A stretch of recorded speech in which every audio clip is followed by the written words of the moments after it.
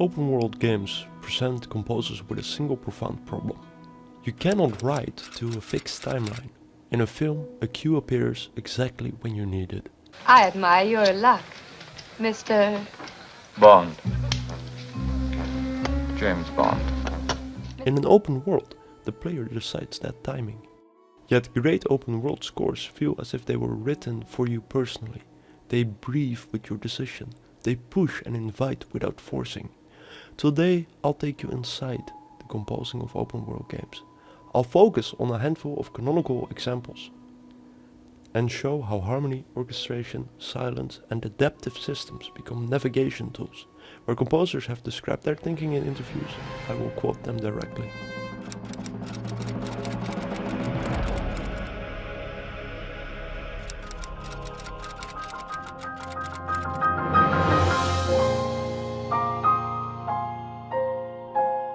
Breath of the Wild is often thought of as a radical exercise in restraint.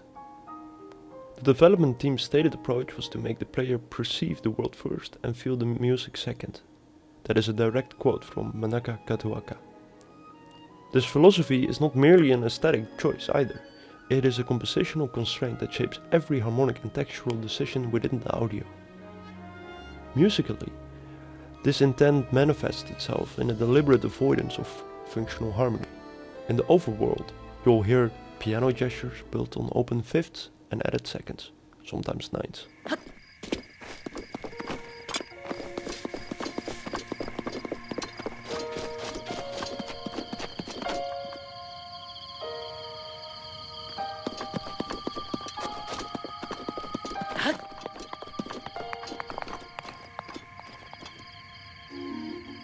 And modal collections such as Dorian and Mixolydian. These sonorities do not establish a dominant Teutonic pool, the kind of progression that gives music a sense of arrival. Instead, they suspend the listener's ear, creating a sense of curiosity rather than resolution. To make this more concrete, functional harmony is what allows a piece of music to feel like it has a destination. For example, the classic 5-1 cadence in C major, a G to C, clearly resolves the phrase. Breath of the Wild will deliberately avoid these cadences. Open fifths, which consists of two notes spaced a fifth apart with no third. These produce an ambiguous harmony that does not feel major or minor, as this comes from that third. Added seconds or ninths introduce color without establishing a direction. Modes such as Dorian and Mixolydian provide a subtle tonal variation. Dorian is like a natural minor with a raised sixth, giving the music a slightly brighter open quality.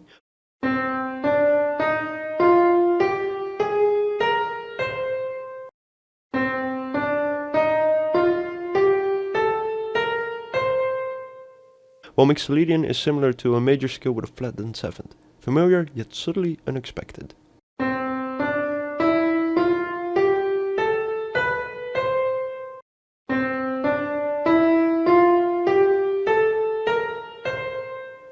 Using these modes allows the music to float and linger on, perfectly complementing the sense of an open world exploration.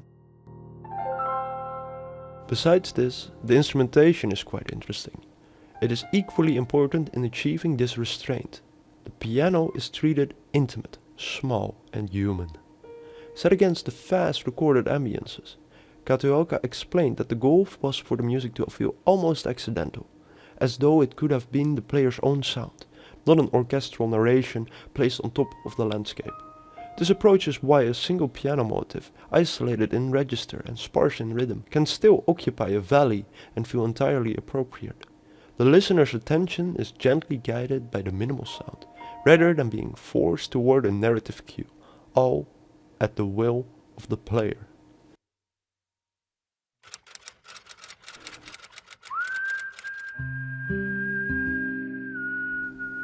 If Breath of the Wild is about giving the player expansive space, Red Dead Redemption 2 is about encoding emotional weather into a score. Woody Jackson, the lead composer, has described the team's intention not as writing big leitmotifs, but as sculpting feeling, small fragments and textures that creep into the player's experience over time. They might still be as recognizable as leitmotifs, But instead of it being the melody you recognize, it is the emotion you recognize.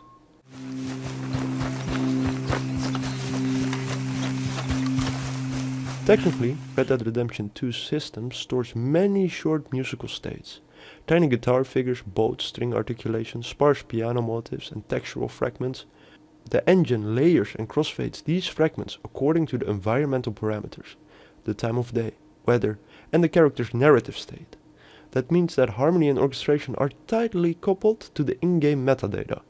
Dawn often features an open guitar voicing, emphasizing the root, fifth, and the added ninth. Anyway, what were you talking about? Yes, I do. He was half soaked before we even got there.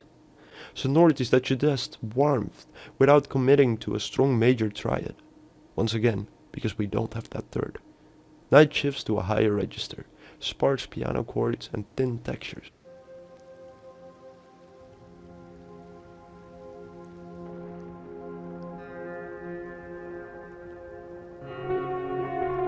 Which create a sense of vulnerability.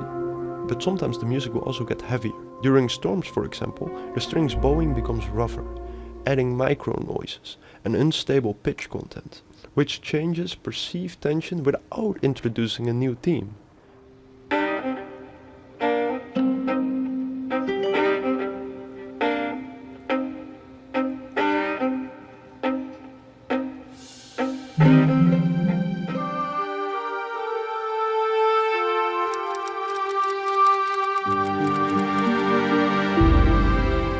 Where Red Dead Redemption 2 codes mood, or Warcraft codes places, Russell Brower and the Blizzard's audio team explicitly treated songs as their own musical identities, the goal being that a single chord or instrument should communicate, "You are here." Practically, that means that each song has its own stable harmonic center, going away from Breath of the Wild, where we try to get away from that and keep things as open as possible. Each song has its own instrument family, its own characteristic rhythmic patterns, and motif fragments that recur across the song's music. Elwyn Forest uses the harp and woodwind textures in a simple 1-6 pattern that reads as pastoral.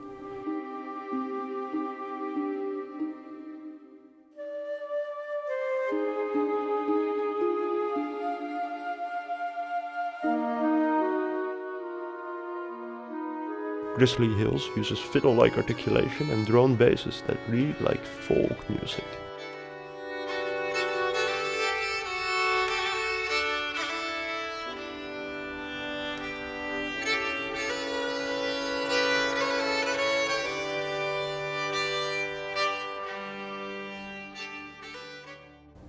Storm Peak uses sustained glassy pads and a choir whispering with Lydian coloration that produce a vertical, spacious mountainous sound. These consistent timbral and harmonic cues allow the players to build a sonic map. You can literally identify the zone from 10 or 20 seconds of music alone. If you're interested in this concept, I once did a live stream where I talked about musical franchising. Why does every Star Wars sound the same? Why do the new Mary Poppins sound the same as the old Mary Poppins? Hans Zimmer created pirate music. Morricone made Western music. He just did. I feel my mustache growing when I hear this music. Oh, me too. I am like twice the man I was before starting that music. This same concept of what I called franchising within music is used here for each song. They have their own stable core and identity.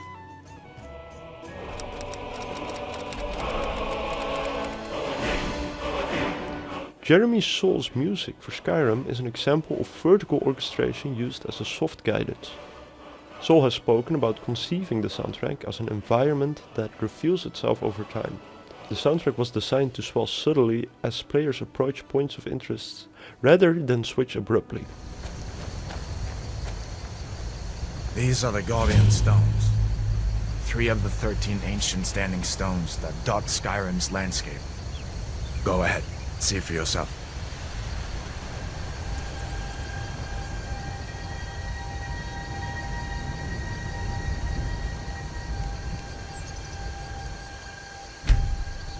Warrior.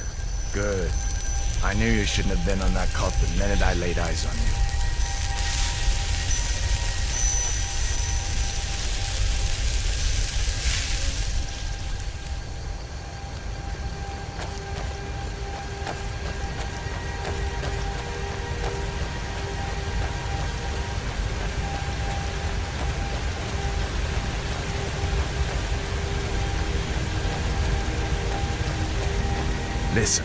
As far as I'm concerned, you've already earned your pardon.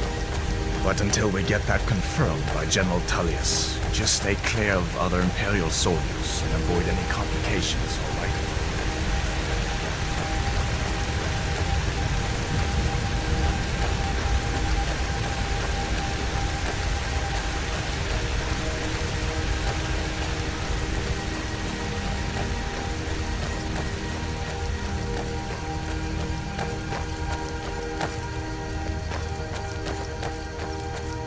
From an implementation standpoint, the music uses a bass ambient pad. Pads, distant choirs, light woodwinds when the player moves towards a landmark. Additional orchestral layers are blended in. A low drum pulse, warmer strings voicings, perhaps even a horn motif.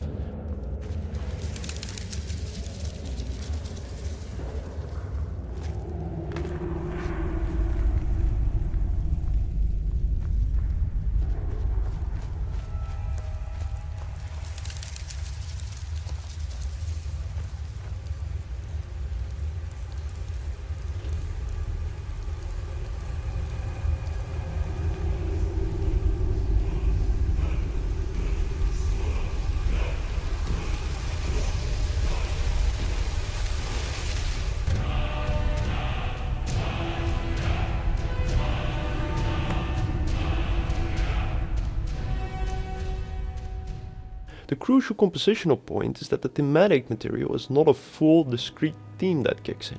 Rather than this, it's an expansion of the same harmonic space. It expands perceived relevance without commanding the player's attention.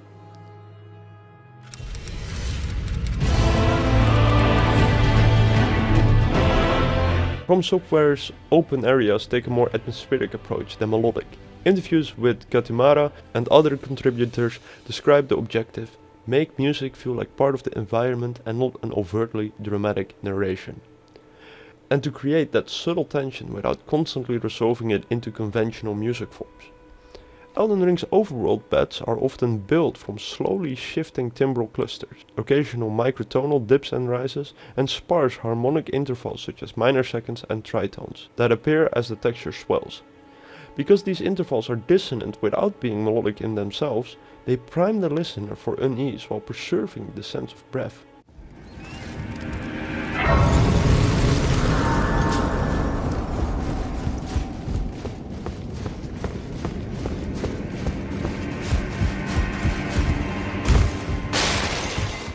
Where a boss theme hits with a full orchestral statement, the contrast is enormous. And that contrast is a big reason why we remember the boss themes. Because they are emotional payoffs for the zone, not only as a player, but also as a listener.